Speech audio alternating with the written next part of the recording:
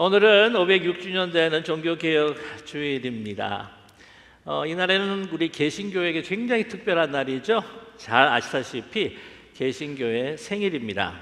개신교가 시작된 날이다라고 말할 수가 있습니다.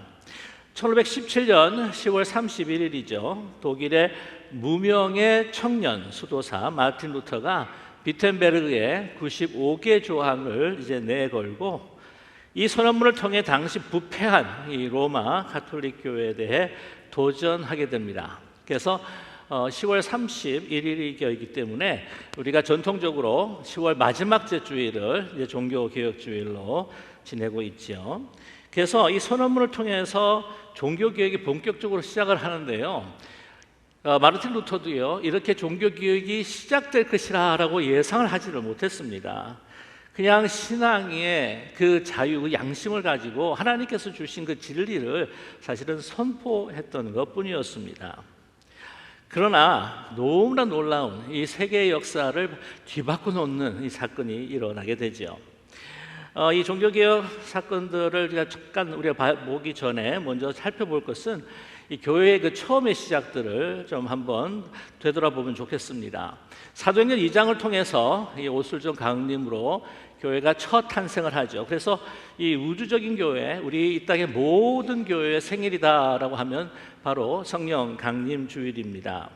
이제 그 후에 120명 신도들이 모여서 이제 초대교회를 형성을 하고 이제 300년 동안 정말 끊임없는 핍박과 박해와 그 환란 속에서 이제 살게 되는데, 참 신비로운 것은요, 이 기독교가, 이 신앙이 박해와 핍박과 고난 가운데 있었을 때에 얼마나 아름답고 순수하고 빛이 났는지 모릅니다. 그때 이 복음의 꽃이 피게 되는 것이죠. 그냥 지하 터널에서, 또한 이 카타콤에서, 지하 도시에서 이렇게 목숨을 내걸고 순교까지 하면서 하나님을 예배하고 찬양하고 믿는 그 가운데에 하나님께서는요, 엄청난 그 부흥을 주셨습니다. 그래서 어쩔 수 없어서 이 로마 정부도 313년이죠. 콘스탄티노플 대제가 이제는 그 기독교 그 신앙을 다 허용할 뿐만이 아니라 국교로 받아들이게 됩니다. 그래서 이 국교가 되기 시작하면서 또 교회는 이제 보이게 이제 성장을 하게 되죠. 그러나 여기서 안타까운 것은 이제 부흥하는 그 가운데에 서서 이 교회가 초대교회가 갖고 있었던 그 아름다운 그 신앙의 성경적 그 전통, 예수님께서 하셨던 그 모든 사역의 아름다움들을 잃어가기 시작을 합니다. 뭐냐면 이제 로마 정부와 함께 같이 이렇게 세워나가다 보니까 이게 조직화되고, 소위 말하면은 제도화된다고 하죠. institutionalize라고 하는 이야기를 하는데, 또한 직제화가 되어가면서 이게 아주 이렇게 다이내믹하고 유동성이 있고 유기적이었던 이 신앙 공동체가 굉장히 이렇게 딱딱해지고 딱 경직해지게 된다고 하는 거죠. 예를 들자고 한다면은 이 초대교회 같은 경우에는 은사에 따라서 사역을 합니다. 거기에는 남자나 여자나 구분이 없었죠. 그래서 성찬을 나눌 때도 여자들이 다 성찬을 또 베풀고 하는 아름다운 그 초대교회 전통이 있었는데, 그래서 거기에 이 여성들의 그 리더십이라고 하는 것이 참 스트롱할 뿐만이 아니라 참 아름다운 많은 사역들을 감당을 했습니다. 그러나 이 로마 정부와 함께 이렇게 일을 하려고 하다 보니까 로마 정부에는 여성에 대해서 아주 격하기 때문에 이 로마 정부의 그 관리들이랑 같이 일을 하려면 여성이 할 수가 없었어요. 그러다 보니까 거기에 그 직제가 모든 이 사람들이 거기에 남성들만 다 채워져 가지고 이제는 정말 남성 주도적인 그 교회로서 경직된 하나의 제도화된 교회가 계속 세워지고 진행이 될 수밖에 없었다고 하는 것이죠. 아무튼 그러면서 이제 쭉 지내다가 1054년이 굉장히 분기점입니다. 동방교회와 서방교회가 이제 분리가 되죠. 이것은 예배에 대한 그 개념이 또 다르기 때문에 또 이 아이콘을 어떻게 우리가 섬길 거냐에 있어서 많은 차이가 있었고요. 또한 여러 가지 신학적인 차이로 나눠지게 됩니다. 서방교회는 이제 로마를 중심으로, 그리고 동방교회는 그리스와 또한 제정 러시아를 중심으로 해서 발전하게 되는데, 이 로마 카톨릭이 이제 로마를 중심으로 해서 이제 거대하게 이제 성장하는 가운데에 엄청난 권력을 가지기 시작하면서 여러분 잘 아시다시피 부패하기 시작합니다. 여러분, 인간이라고 하는 것이요, 이 힘, 권세, 권력, 이것에 대해서 잘 조정하거나 핸들을 하지 못하는 것이 바로 우리 인간의 존재입니다. 말씀드렸다시피 고난과 핍박과 박해 속에서 그렇게 빛나고 아름답고 순수하게 꽃을 피워놨던 기독교가 이 권력을 지게 되면서부터 부패하기 시작한다고 하는 거죠. 이런 이야기가 있습니다. 그 사람을 평가하기 위해서는 고난 가운데 그 사람이 역경 가운데 어떻게 대처하고 어떻게 반응하는가 보라라고 하는 말이 맞긴 맞습니다. 그러나 또 반면에 그보다 더 그 사람의 성품과 인격을 알고 싶으면 그 사람에게 권력을 주어봐라, 그에게 힘을 주어봐라, 권세를 주어봐라. 그러면 그 사람의 진정한 성품을 알게 될 것이다, 그렇게 이야기를 합니다. 왜냐하면 인간이라고 하는 것이 어떻게 하면 권세를 갖고 중심에 서면 이게 정말 각성하지 않고 매일매일 개혁하지 않으면 부패하기 마련이에요. 그래서 부패가 극에 달했던 것이 이제 이 종교개혁의 그 불꽃이 일어날 때지 않습니까? 1515년에 교황 레오 10세가 100년이 되어도 완공하지 못한 그 로마의 베드로 성당, 그 성당을 마무리하는 데 많은 힘을 씁니다. 뿐만 아니라 그 교황청이 유지해야 되고 여러 가지 이제 비용도 있고 하니까 이제 많은 자금들이 필요했던 거죠. 그래서 여러분께서 잘 아시지만 궁여지책으로 면죄부를 이제 판매를 하게 됩니다. 돈깨를 들고 다니면서 죽은 부모들, 천국에 못 가고 연옥에 남아있는 모든 사람들이 형벌을 받을 때에 그 돈깨의 동전 소리가 딸랑 하는 것 동시에 그 부모님들의 그 영혼들이 천국으로 다 올라가게 된다라고 하는 그 면죄부였던 것입니다.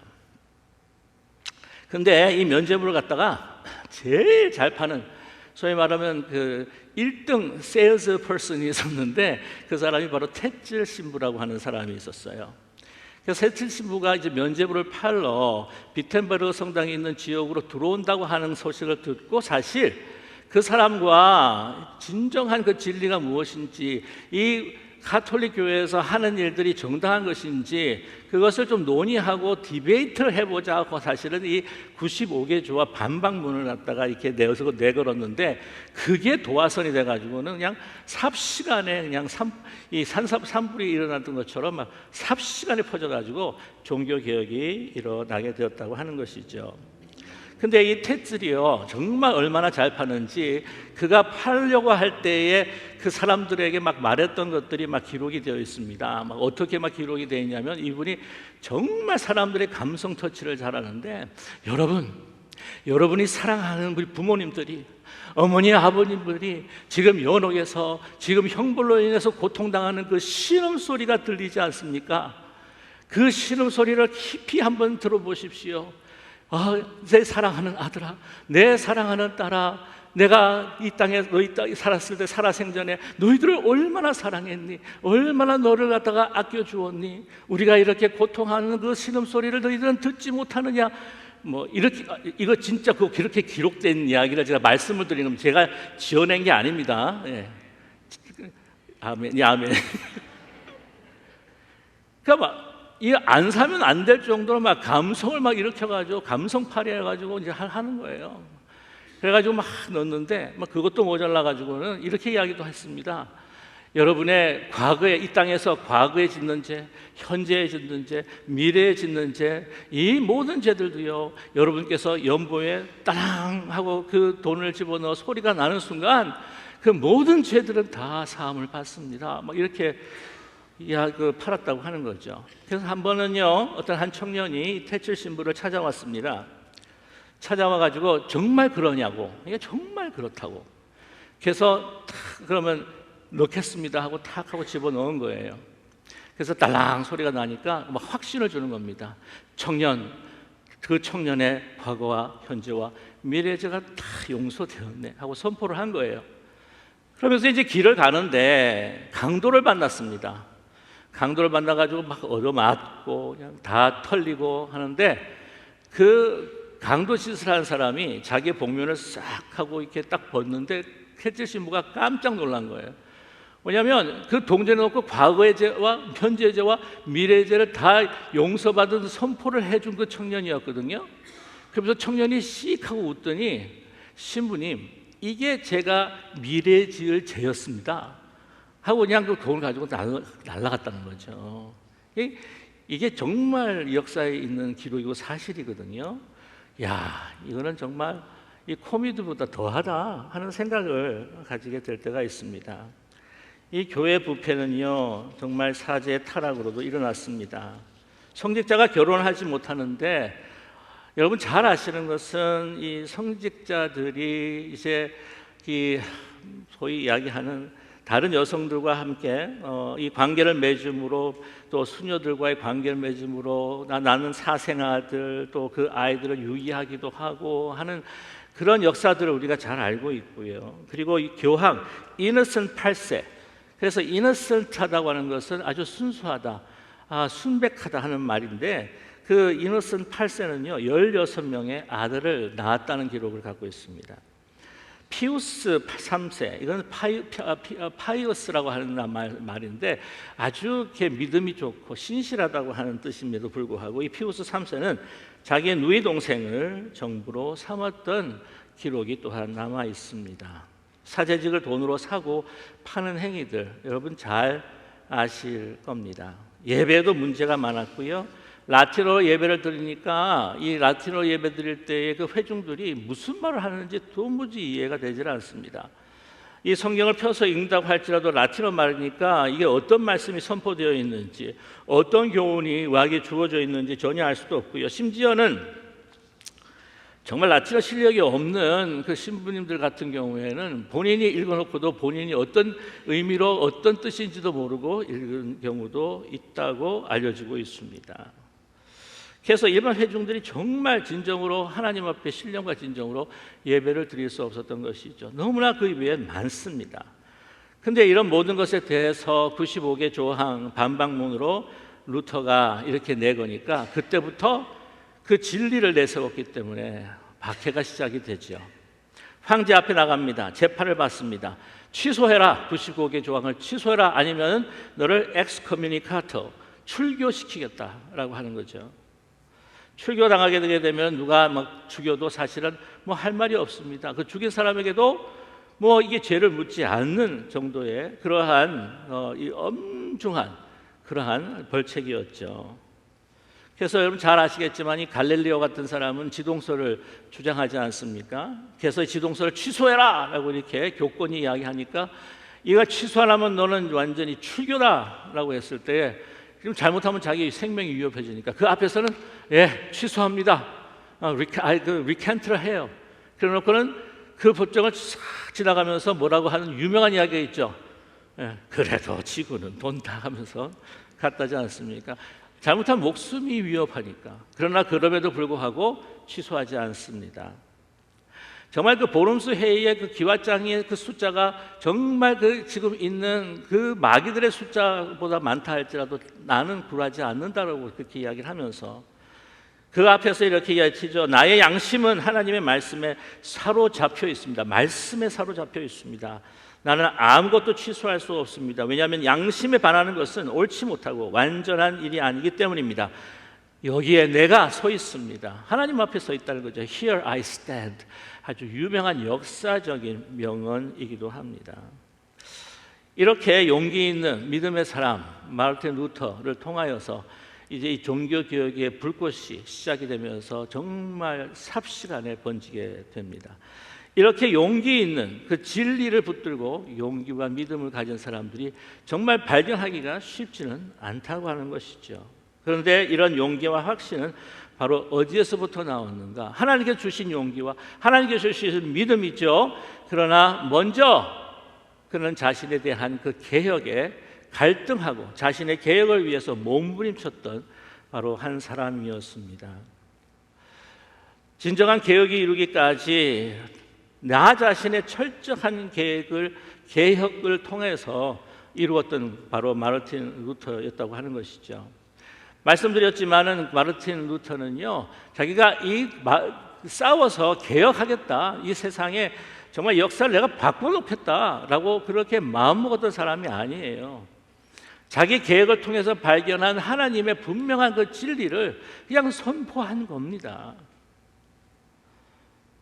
그는요, 자기의 실존에 대해서 얼마나 고민했는지 모릅니다.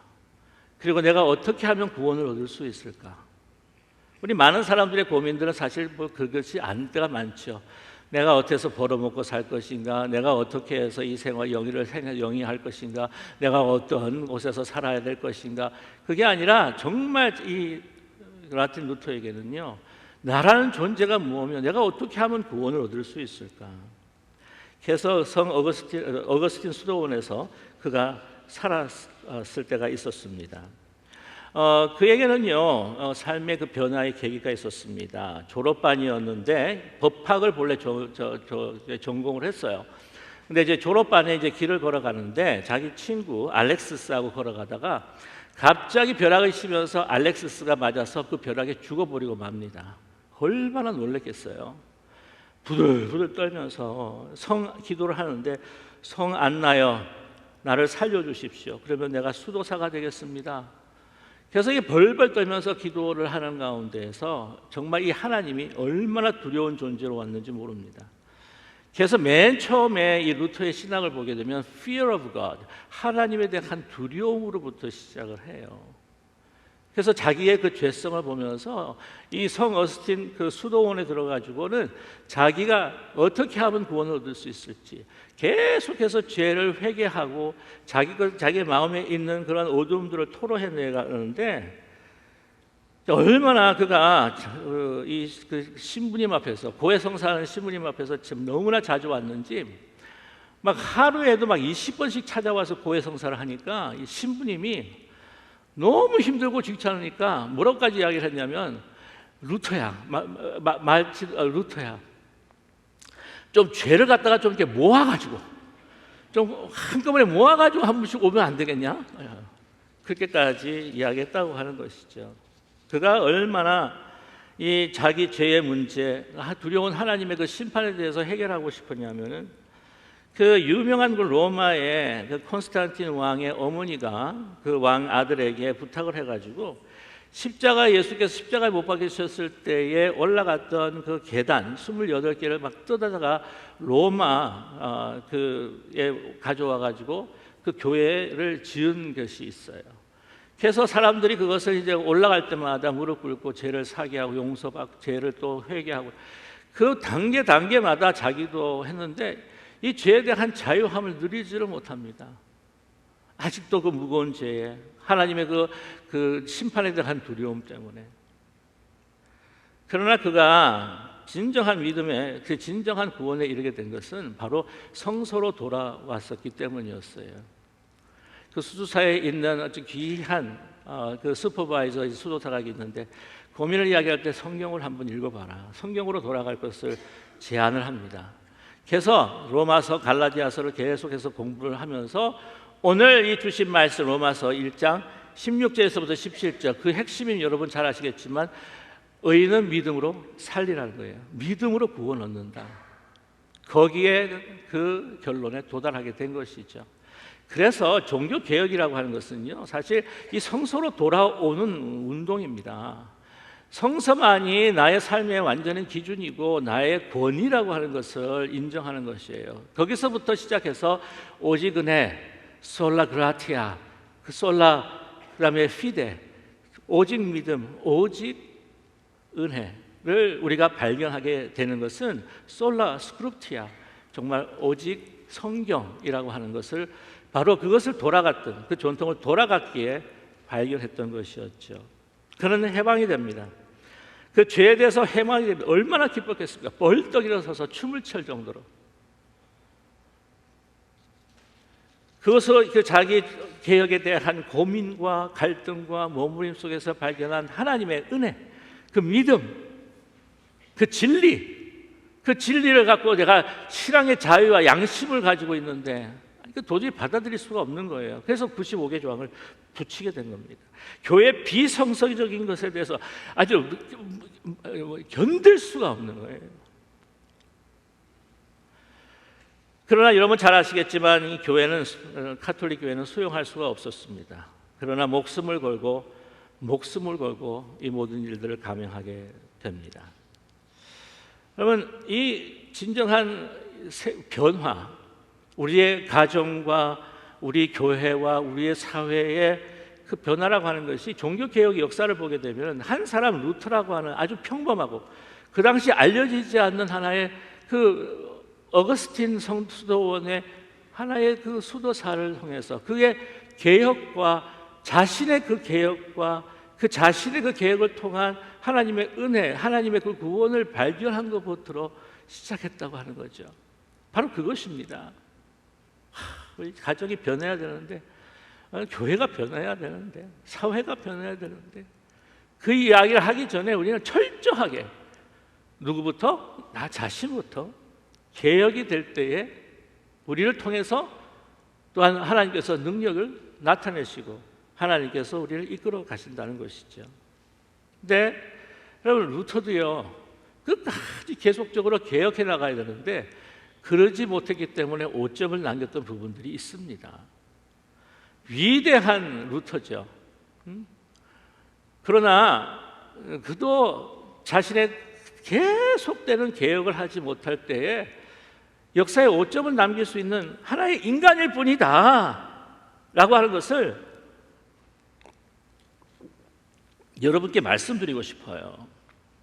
제가 종교개혁주의를 맞이하여서 정말 개혁의 그 아버지가 된 이 마르틴 루터를 더 칭송하고 정말 위대한 사람이다 라고 끝나지 않고, 사실 그는 하나님이 사용한 사람이었고 정말 자신의 개혁을 통해서 하나님의 놀라운 일을 일으켰지만, 그러나 그도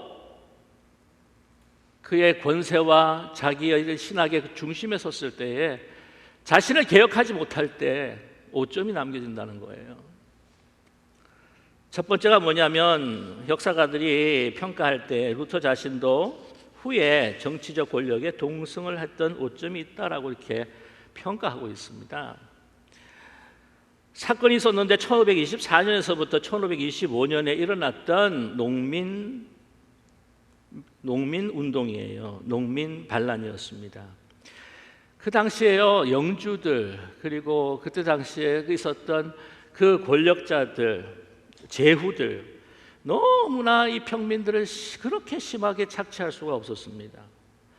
너무 농민들은 가난에 허덕이고 막 동물과 같은 삶을 사는 거예요. 너무 무거운 세금의 짐을 짓고 막 견디다 못해서 막 이거 살다 죽는 게 낫다 싶어가지고는 이제 모여가지고는 이제 반란을 일으키게 됩니다.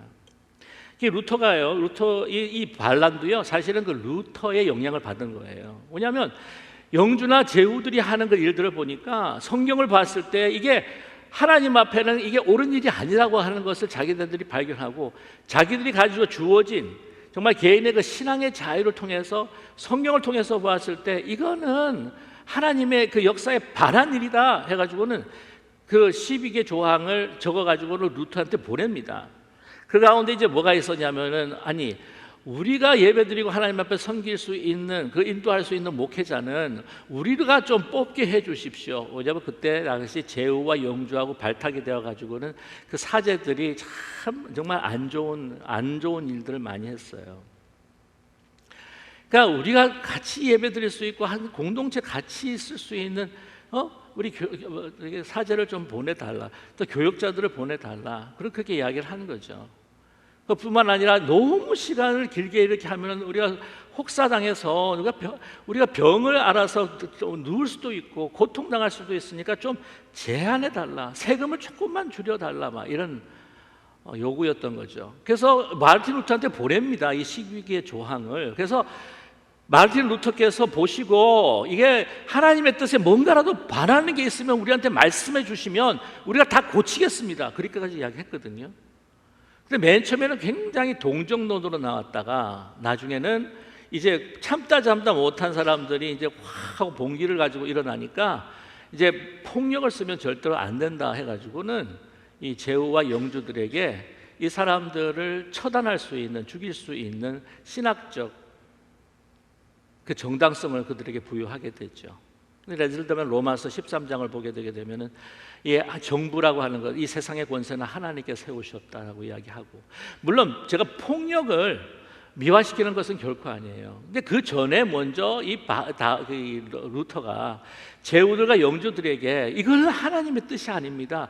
이건 하나님의 일에 반한 것입니다. 그들을 너무 혹사시키지 마십시오. 그들도 하나님께서 지으신 사람들이고 인권을 가진 사람, 이렇게 좀 대변을 하고 적극적으로 나서야 되는데, 그러면 카톨릭 교회에서 그렇게 출교를 당하고 목숨이 위태한 가운데서 보호해줬던 사람이 프레드릭이라고 하는 제후예요.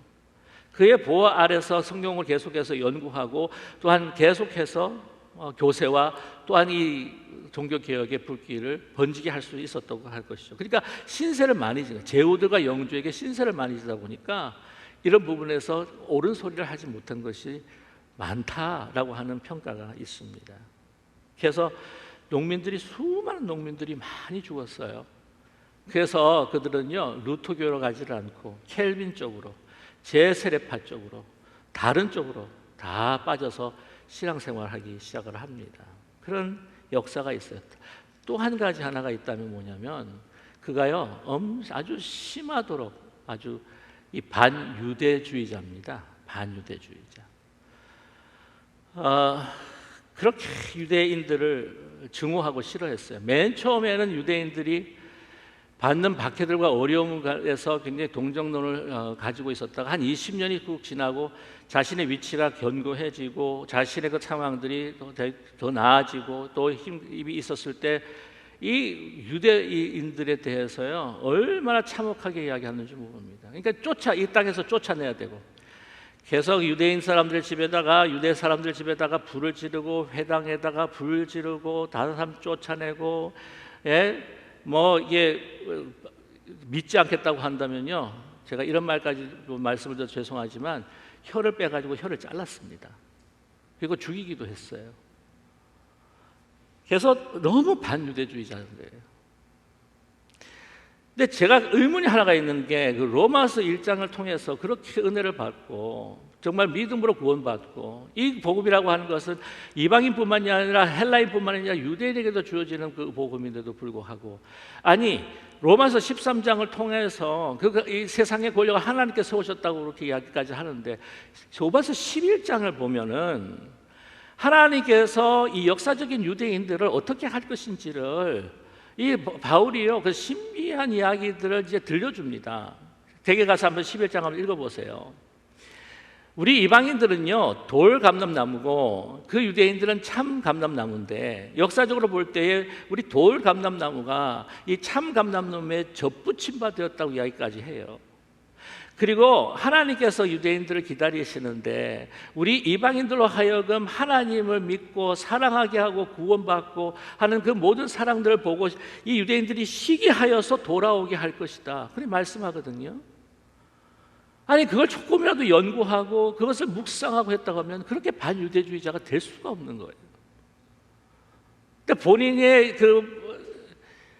이 루터교, 이렇게 자기의 어떤 그 신학 이런 것들에 대해서 받아들이지 않고 복음을 받아들이지 않으니까 그 사람들은, 유대인들은 막 아주 최고로 아주 편찬을 합니다. 막 유대인들 막 거짓말쟁이들이요, 막 상종 못할 인간들이요, 막 사악한 존재처럼. 그래가지고 나중에 여러분 잘 아시겠지만 이 독일의 나치즘이 생겨질 때에, 그리고 유대인 그 학살에 있어서 정말 정당화시킨 한몫했던 이 그 논리가 바로 이 루터의 논리예요. 600만을 죽이고 전쟁에 패배했던 그 전범들을 이제 데려가지고는 심판을 하고 이제 재판을 하는데, 그 중에 한 사람은 뭐라고 이야기하냐면, 내가 무슨 잘못이 있습니까? 잘못이 정말 있다면 잘못이, 주무시는 분들은 아마 깨시라고 그런 것 같아요. 잘못한 사람이 있으면 루터가 잘못했지 내가 잘못한 게 아닙니다. 우리는 루터의 사상을 기반으로 해서 일을 진행한 것뿐입니다. 그런 거예요. 그리고 잘 아시겠지만 이 독일의 이 나치즘이 이제 들어왔을 때에 이 독일 교회 루터 교회가요 거기에 합승합니다. 편승해 버리고 말아요. 꽃이죠. 죄송합니다. 설득을 합니다. 우리가 같이 잘 말 들으면 이 국내 전도라든지 모든 이 교회 일이라든지 이런 것들을 다 오늘하고 도와주겠다. 물론 번헤퍼라든지 폴 틸릭 같은 분들도 이 그 반나치즘 그리고 그 루터 교회의 그 편승했던 그 움직임에 대해서 막 강력하게 반대를 하고 저항했던 분들도 계세요.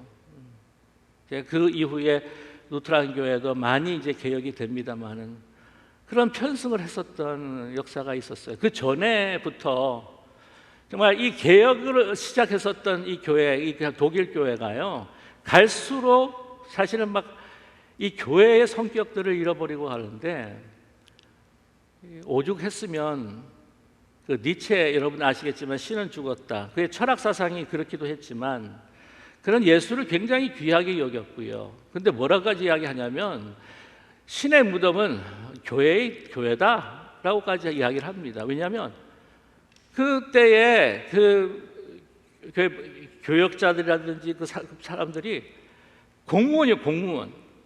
그러니까 하나님 앞에 그 콜링을 받아서 사명을 가지고 내가 이제 목회를 하고 성도들을 돌보고 이게 아니라 정부에서 모든 것들을 지원하고 정부에서 다 대주고 하니까 이건 공무원이에요, 공무원. 그냥 직업으로 생각하는 거예요. 그러다 보니까 진정한 교회의 색깔, 진정한 교회의 진리와 그 빛된 존재를 드러내지를 못하니까 이게 사실 무슨 교회야? 사실은 이 니체가 이렇게 비평을 했던 것 중에 아주 중요한 요인이 뭐냐면 교회가 교회답지 못했다는 겁니다. 제가 왜 이렇게까지 말씀을 드리냐? 마르틴 루터 위대한 종교 개혁자를 폄하하자고 한 게 아니에요. 루터란 교회를 제가 폄하하자는 이야기 아니에요. 제 아는 우리 친구 목사님 가운데서 아주 훌륭한 루터란 교회 목사님도 계세요. 지금 그렇다는 이야기가 아니고 교회가 개혁하지 못할 때 문제가 생기는 거죠. 과연 우리 한국교회도 그런가? 우리 한국교회의 모습은 어떤가? 우리 이민교회의 모습은 어떤가? 정말 우리가 지금 진행하고 있는 모든 것들로 인해서 이것으로 만족하고 이제 이만하면 된 것 같고 뭐 이래서 해서 더 이상 나 자신에 대해서 더 거룩해지고 하나님 앞에 섰을 때에 내가 정말 그리스도의 성품을 닮아가는 그러한 나의 어떤 나 자신의 철저한 계획을 통해서 주님 앞에 거룩하게 설 수 있는 모습을 갖고 있는가, 교회가 갖고 있는가라고 하는 거죠.